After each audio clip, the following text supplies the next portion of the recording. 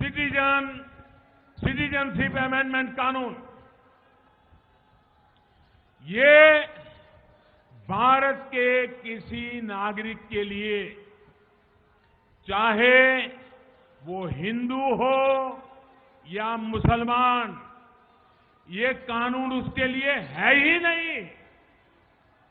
नमस्कार दोस्तों, देश में सीएए लागू हो चुका है, जिसके जरिए पाकिस्तान, बांग्लादेश और अफगानिस्तान से मुस्लिम समुदाय को छोड़कर 6 समुदाय के लोगों को भारत की नागरिकता दी जाएगी। कई राज्यों में इस कानून का विरोध चल रहा है, तो कई राज्यों में ये लागू भी हो चुका है। तो वो कौन से राज्य हैं, आइए समझते हैं। तो दोस्तों अंत तक बने रहिए, बहुत ही रोचक वीडियो है।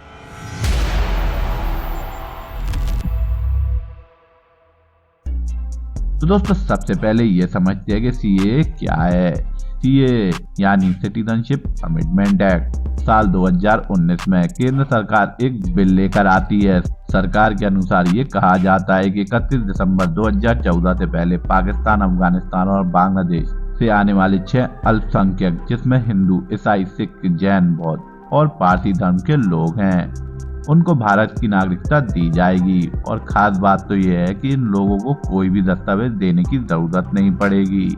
लेकिन 2024 में ये बिल जो 2019 में पेश हुआ था, वह लागू इसलिए नहीं हो पाया था क्योंकि देश भर में इस कानून को लेकर कई जगह प्रोपेगेंडा चल रहा था।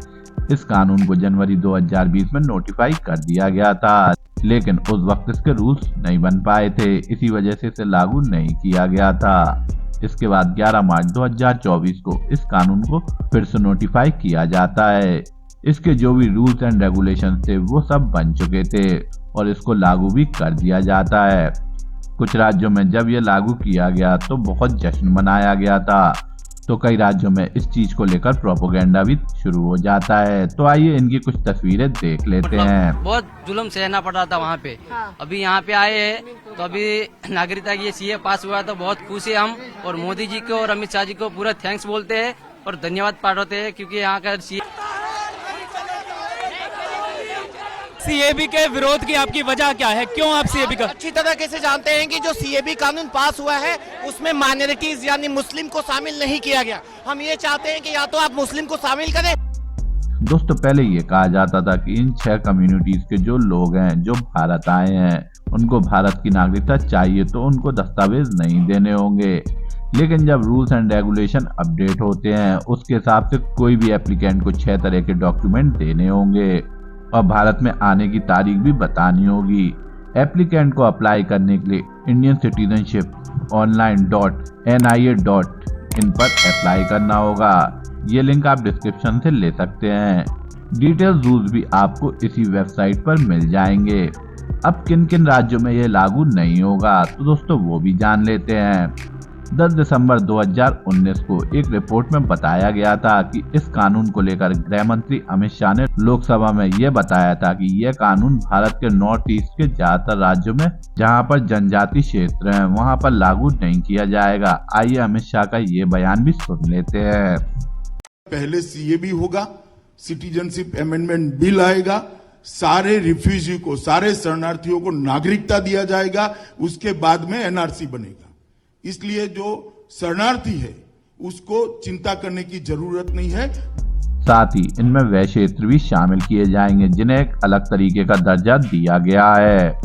नए कानून के मुताबिक सीएए को उन सभी नॉर्थ ईस्टर्न स्टेट्स के उन इलाकों में लागू नहीं किया जाएगा जहां देश के अन्य हिस्सों में रहने वाले लोगों को यात्रा करने के लिए या ट्रेवल करने के लिए इनर लाइसेंस या परमिट यानी आईएलपी की जरूरत होती है। अब दोस्तों ये आईएलपी क्या होता है, तो दोस्तों जानते हैं। दोस्तों ये एक तरीके का वीजा होता है जो देश के अंदर ही दिया जाता है। दोस्तों कुछ ऐसा है कि कुछ ट्रैवल एरिया ऐसे होते हैं जहां जाने के लिए किसी भी भारतीय को एक परमिट लेना पड़ता है और इसी को आईएलपी कहा जाता है।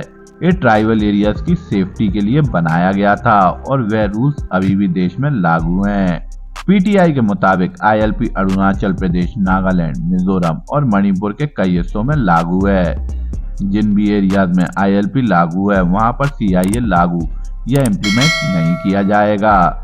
सीएए को लेकर आपकी क्या राय है, मेरे को कमेंट्स में जरूर बताइए। जब तक के लिए धन्यवाद। जय मां भारती।